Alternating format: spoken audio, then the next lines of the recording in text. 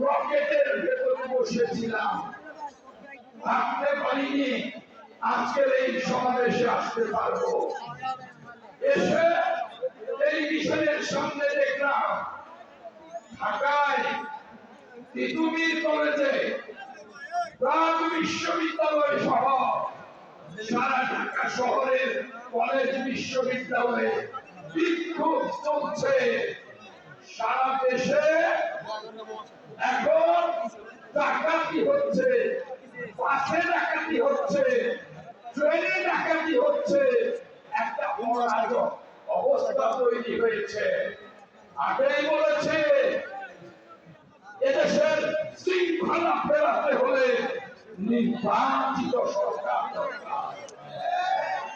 অনির্বাচিত সরকার শৃঙ্খলা ফেরাতে পারবে না।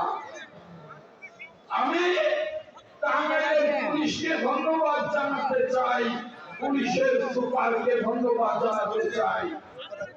যে বাসের ডাকাতি হয়েছে, টাঙ্গাইলের পুলিশ সাভার থেকে তাদেরকে গ্রেফতার করেছে। কিন্তু